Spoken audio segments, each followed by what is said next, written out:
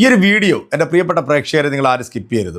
കേരളത്തിൽ UDFന് മിന്നും വിജയമാണ്. മിന്നും വിജയം എന്ന് പറഞ്ഞാൽ പോരാ, ഒരു സുനാമി പോലെ, അതല്ലാന്നുണ്ടെങ്കിൽ ഒരു ചുഴലിക്കാറ്റ് പോലെയാണ് കേരളക്കരയിൽ UDF തരംഗം വീശിയടിച്ചത് അല്ലേ. അതിൽ 100-ൽ പരം സീറ്റുകൾ പിടിച്ചുകൊണ്ട് UDF ഇപ്പോൾ അധികാരത്തിലേക്ക് വരികയാണ്.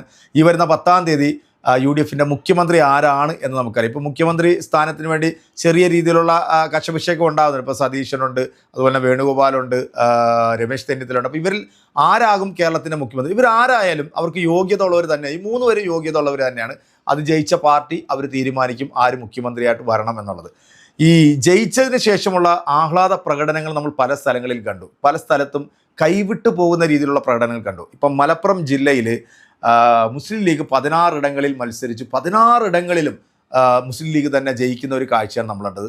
എറണാകുളത്ത് കോൺഗ്രസ് മുഴുവൻ സീറ്റുകളിലും കോൺഗ്രസ് ജയിക്കുന്ന ഒരു കാഴ്ചയാണ് നമ്മൾ കണ്ടത്. അപ്പോൾ ഇവിടെ ജാതി മതഭേദമന്യേ ന്യൂനപക്ഷ വിഭാഗങ്ങൾ ഇപ്രാവശ്യം സപ്പോർട്ട് ചെയ്തത് ഇന്ത്യൻ നാഷണൽ കോൺഗ്രസിനെയാണ്. ഈ ഒരു ആഹ്ലാദ പ്രകടനത്തിൽ ഒരു വീഡിയോ കണ്ടപ്പോഴത്തേക്ക് ഒരു മുസ്ലിമായിട്ടുള്ള എനിക്ക് ശരിക്കും പറഞ്ഞാൽ അതൊരു അരോചകമായിട്ട്, ഒരു വെറുപ്പായിട്ട് എനിക്ക് തോന്നിപ്പോയി. അതായത് നമുക്ക് വെറുപ്പിൻ്റെ രാഷ്ട്രീയം നമുക്ക് വേണ്ട. നമുക്കിവിടെ എല്ലാ മതവിഭാഗങ്ങളെയും ഉൾക്കൊള്ളുന്ന നല്ലൊരു രാഷ്ട്രീയ അന്തരീക്ഷം നമ്മുടെ കേരളത്തിൽ ഉണ്ടാകണം. അതുകൊണ്ട് തന്നെയാണ് ഇവിടുത്തെ ഈ ന്യൂനപക്ഷ വിഭാഗങ്ങൾ ഏകീകരിച്ചുകൊണ്ട് ഈ പ്രാവശ്യം UDFനെ പിന്തുണച്ചത്. എന്നാൽ ശക്തമായ പ്രവർത്തനങ്ങൾ കാഴ്ചകൊണ്ട് BJP പല സ്ഥലങ്ങളിലും 2-ാം സ്ഥാനത്ത് എത്തുന്ന കാഴ്ചയാണ് നമ്മൾ കാണുന്നത്. അതെന്തും BJPയുടെ സ്ഥാനാർത്ഥിയായിട്ടുള്ള നമ്മുടെ ഉള്ളിച്ചേട്ടൻ കഴിഞ്ഞ പ്രാവശ്യം, അതിൻ്റെ മുമ്പത്തെ പ്രാവശ്യവും വളരെ തുച്ഛമായ വോട്ടുകൾക്കാണ് തോറ്റുപോയത്. 89 വോട്ടിനും 800 വോട്ടിനൊക്കെ 2 പ്രാവശ്യം തോറ്റുപോയത്. പക്ഷേ ഇപ്രാവശ്യം ഉള്ളിച്ചേട്ടനെ തോൽപ്പിച്ചത് 30,000-ൽ പരം വോട്ടുകൾക്കാണ്. കാരണം അത് വെറുപ്പിൻ്റെ രാഷ്ട്രീയത്തോടുള്ള ജനങ്ങളുടെ ഒരു പ്രതിഷേധമായിട്ടാണ് ഇത്രയധികം ഭൂരിപക്ഷം ലീഗിൻ്റെ സ്ഥാനാർത്ഥിക്ക് ലഭിച്ചത്. ഈ വിജയത്തിന് ശേഷം ഒരാടിൻ്റെ തലയും എടുത്തുകൊണ്ട് വന്ന് മുസ്ലിം ലീഗിൻ്റെ പ്രവർത്തകർ കാണിച്ചിട്ടുള്ള ഈ കോപ്രായം ഉണ്ടല്ലോ, ഇത് വെറുപ്പിൻ്റെ രാഷ്ട്രീയമാണ്. ഇത് മറ്റുള്ള ആളുകളിലേക്ക് വെറുപ്പ് സൃഷ്ടിക്കുന്ന ഒരു രാഷ്ട്രീയമാണ്.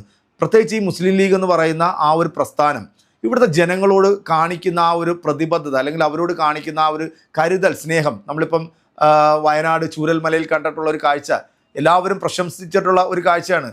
കാരണം 51 വീടുകൾ എല്ലാ സൗകര്യങ്ങളും കൂടി ജാതി മതഭേദം നോക്കാതെ അവരത് കൊടുത്തു.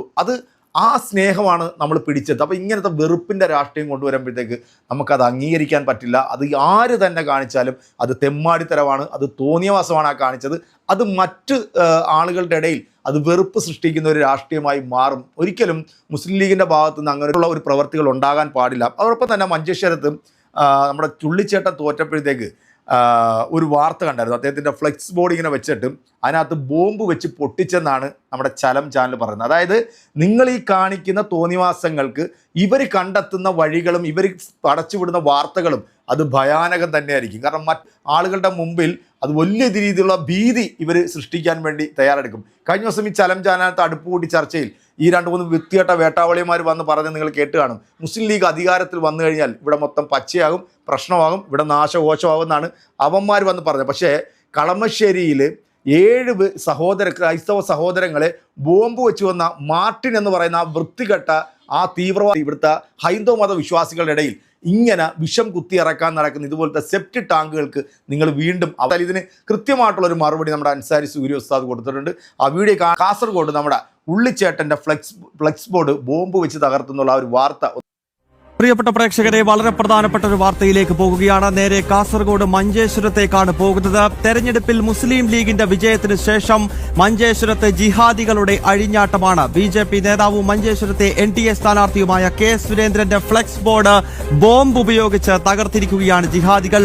മുസ്ലിം ലീഗിന്റെ വിജയാഹ്ലാദ പ്രകടനത്തിനിടയിലാണ് നാടൻ ബോംബുകൾ ഉപയോഗിച്ചുകൊണ്ട് ഫ്ലെക്സ് ബോർഡുകൾ തകർത്തിരിക്കുന്നത്. അപ്പോൾ ജിഹാദികൾക്ക് ഒരു സ്ഥലത്ത് സ്വാധീനമുണ്ടായി കഴിഞ്ഞാൽ എത്രത്തോളം ഭീകരമായിരിക്കും ആ നാടിന്റെ സാഹചര്യമെന്ന് ഈ ദൃശ്യങ്ങളിലൂടെ നിങ്ങൾക്ക് കാണാൻ കഴിയും.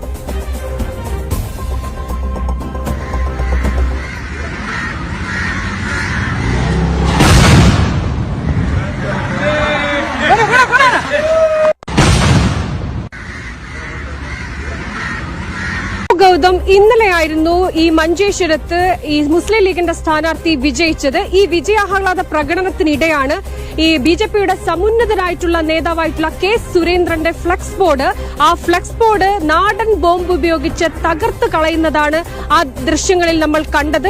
മലൻ TV ചെറ്റ് ഗർഭം കലക്കി വെച്ചിട്ടാണ് ആ ഫ്ലെക്സ് ബോർഡ് പൊട്ടിച്ചത്. നീ അത് ബോംബാക്കി മാറ്റി. പശ്ചിമ ബംഗാളിലോട്ട് നീ ഒന്ന് പോയി നോക്ക്. BJPക്ക് അധികാരം കിട്ടിയപ്പോൾ അവിടെ കാണിച്ചു കൂട്ടുന്ന തെമ്മാടിത്തരങ്ങൾ, തോന്നിയാസങ്ങൾ, അതിനെക്കുറിച്ചിട്ട് ഒരു വാർത്ത ചെയ്യാൻ നീ മാധ്യമ പ്രവർത്തകനാണെങ്കിൽ നീ അതിനെക്കുറിച്ച് ആദ്യം ഒരു വാർത്ത ചെയ്യും. ഇവിടെ ഗർഭം കലക്കി വെച്ചിട്ട് നമ്മുടെ ഉള്ളിച്ചേട്ടൻ്റെ ഫ്ലെക്സ് ബോർഡ് പൊട്ടിച്ചപ്പോഴത്തേക്ക് ഈ വൃത്തികെട്ടവൻ വന്ന് പറഞ്ഞത് കേട്ടല്ലോ. അപ്പോൾ ഇതിനൊക്കെ നിങ്ങൾ അവസരം വെച്ചു കൊടുക്കുകയാണ്. അതായത് നമ്മുടെ അൻസാരി സൂര്യ ഉസ്താദ് കൊടുക്കുന്ന ആ മറുപടി ഒന്ന് കേൾക്കാം. എൻ്റെ പ്രിയപ്പെട്ട സഹോദരങ്ങളെ, ഇതെന്ത് പ്രതിഷേധമാണ്? ഇവിടെ വെറുപ്പുണ്ടാക്കുന്ന പണിയാടാ, അറപ്പുണ്ടാക്കുന്ന പണിയാടാ.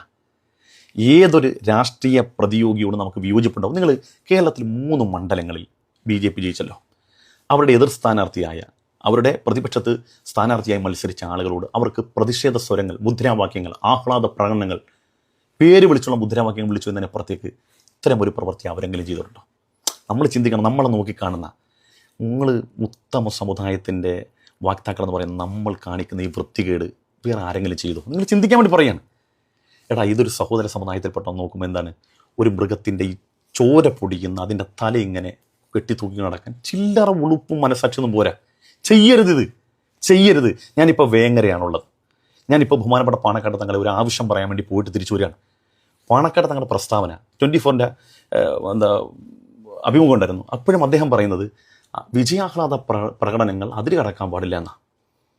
അപ്പം നിങ്ങൾ അച്ചടക്കമുള്ള അണിയാണെങ്കിൽ, ആ പ്രസ്ഥാനത്തെ സ്നേഹിക്കുന്നുണ്ടെങ്കിൽ, ആ തങ്ങന്മാരെ നിങ്ങൾ ആദരിക്കുന്നുണ്ടെങ്കിൽ അവരുടെ വാക്കിന് നിങ്ങൾ മുഖവിലക്കെടുക്കണ്ടേ? ഇതൊക്കെ അങ്ങേയറ്റം പൂർവ്വ പരിപാടിയാണ്. ഒരു സമൂഹത്തെ ജനങ്ങൾ വെറുത്തു പോകാൻ മാത്രം കാരണമാകും. നിങ്ങൾക്ക് മുദ്രാവാക്യം വിളിച്ചാൽ മതി. കേട്ടിയില്ലെന്നല്ല, പലരോടും നമുക്ക് ശക്തമായി വിയോജിപ്പുണ്ടാകാം.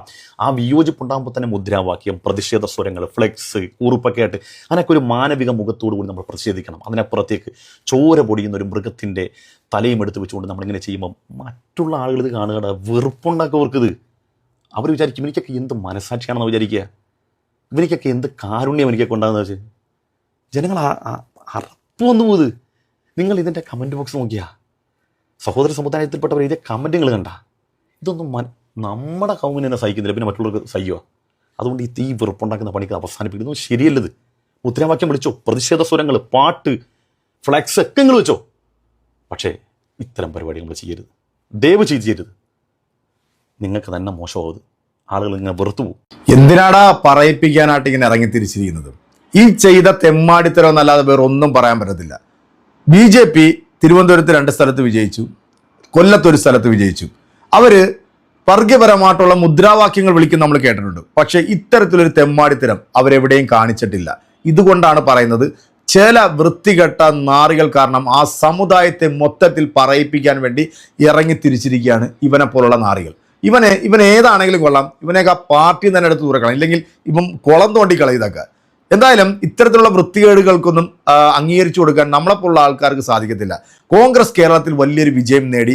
അതിൽ ലീഗ് ശക്തമായ ഒരു വിജയം തന്നെയാണ് നേടിയിരിക്കുന്നത്. 23 സീറ്റിലാണ് അവർ വിജയിച്ചിരിക്കുന്നത്. അപ്പം ലീഗിനെ തകർക്കാൻ വേണ്ടി നടക്കുന്ന ക്ഷുദ്രജീവികളുടെ കൈകളിലേക്കാണ് നിന്നെപ്പോലുള്ള വൃത്തികെട്ട ഓളികൾ ഇത്തരത്തിലുള്ള തോന്നിയാസമായിട്ട് വരുന്നത്.